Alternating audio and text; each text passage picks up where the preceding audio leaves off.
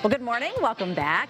Listen, we all want to live longer, healthier lives, and that goal has created quite the industry. It's the longevity industry, an industry that is now estimated at $2 trillion globally, and it's only growing. Every week, it seems like there's a new supplement, there's a new blood test, a new biohacker claiming that they have reversed their biological age by a decade. Well, today, we are going to talk about what is real and what is not real when it comes to longevity with our health expert, Dr. Archelle Georgiou. It's nice to have you with us. Hello. Thank you. Hello. All right, let's talk about some of these terms when it comes to life and living longer. A couple of things that people are probably seeing more of. There's this longevity word. There's a biological clock that we have. There's normal aging. What are all of the fad terms right now, and what do they mean exactly? Right. So our chronological age is what we most often refer to. It's how long we have been alive. Okay. And everybody is measured by the same yardstick, and that's pretty standard. The biological age, though, is probably more important. It's because we are not all the same. It's how much wear and tear have your cells experienced. And so how old does your body think that it is? So that's the difference between chronological age and biological age.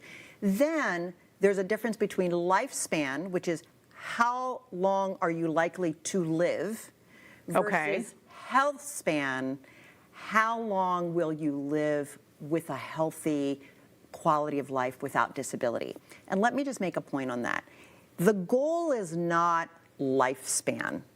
The goal is health span. Because if we live to 100 but have a lot of chronic illness, that isn't going to do us all a lot of good. So really the science is focusing on health span. So are there ways to know what your health span is? Are there calculators? I know there is, because you had me take one, and you took one that can kind of help lead you to a number. Let's start with the fun answer. The fun answer is there's a lot of online free tools and calculators that you can use. I sent you one this morning. I did it myself this morning. And my biological clock says that I am about a year and a half or so younger than my stated age of 63. That's Congratulations. That's fabulous news. Yeah, thank you. I didn't like it, though, when it told me that my face looked exactly my age. So I didn't like that result. Nevertheless, they're fun to do. They're fun to do. I don't think that they give you information that you don't already know, but sometimes when it puts it in front of you, it makes you remember that you can take some steps to improve your lifestyle. For me, it's do more exercise. So there are these clocks. They're not particularly accurate, so don't take them too seriously. There are, though, epigenetic clocks that are being used, that are being developed around the world, that are much more accurate than a birth certificate in predicting how long you'll live, what chronic illnesses you'll have. But these epigenetic clocks are sophisticated tests. They're blood tests that take other things into consideration. They cost between $200 and $1,000 or more. And what they're looking at is they're looking at fragments around your DNA to be able to tell how much wear and tear you have. So they're better than a birth certificate, but they're not for prime time. People are buying them anyway at that high price tag. But they're going to get better pretty soon. Okay, so do we know what causes aging? We have good theories about what causes aging. So here's the predominant theory, but it's more complicated, obviously, than what we're going to talk about here. So our cells, every single moment, are working and creating energy. That energy has a residue, a byproduct, that it leaves behind. It's like rust. That rust causes cells to age because it's left behind. And when you say age, like deteriorate, like would be seen on the test. Yes, right. Okay. And so that byproduct that's called oxidation, stress oxidation.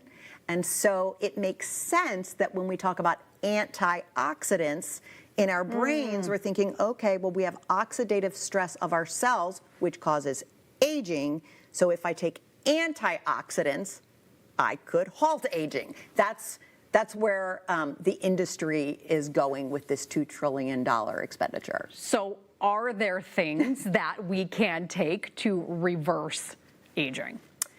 We're close. Yeah. Like close meaning 10 years away, but Wow. we're not there right now.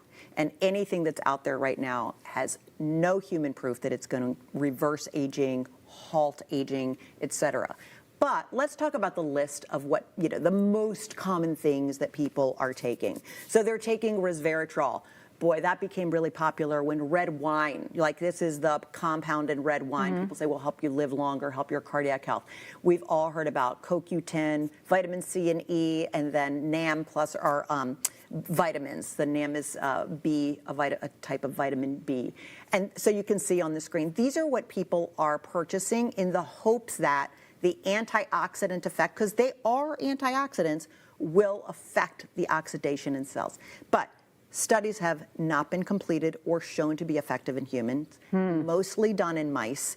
And so I think it's hopeful, but they're not real. Is there concern with taking any of those things? Because I feel like that list that you ran through, vitamin C, turmeric, CoQ10, I feel like I know people that take all of these supplements every day. Is there concern in taking them? There can be, and especially if you are on other medications. So I can give you a whole list of interactions that can occur between those products and other medications, but the most common is that it interferes with bleeding. It can cause other nausea, vomiting. It can cause some medications to be ineffective. And here's what I really want people to hear.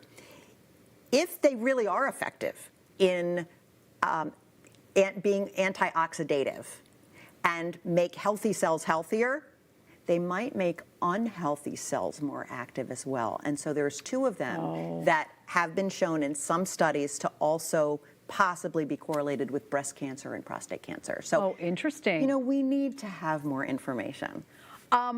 Is there anything out there that is like real right now when it comes to reversing aging, or is it all hype? Is it that test that's in the future, maybe a decade away?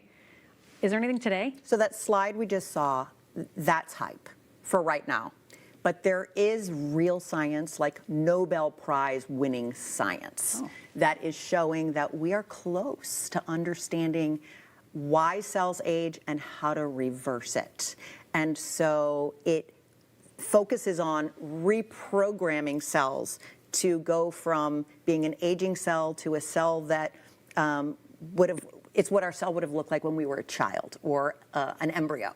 And so there are two drugs on the market that they're already on the market for other things that are leading the charge on whether or not they'll be effective in being able to reverse or halt aging. One of them is metformin. A lot of people already take that for diabetes, but that's a leading contender. And another one is much less frequently used. It's called rapamycin, and it's used in organ transplant patients. But those are the two drugs being looked at extensively right now to see if they can affect some pathways to really reprogram our cells so that we can have not only longevity, but a longer, healthy health span. Yeah, and that's what it boils down to. Absolutely. Living long, but living healthy long. Archelle, thank you. Thank you. This was interesting. For more information and medical news, how it affects your life, how it impacts you and your family, make sure you check out Dr. Georgiou's podcast. It is called Speak Up for Your Health, and we'll be sure to post a link to episodes on our site, minnesotalive.com.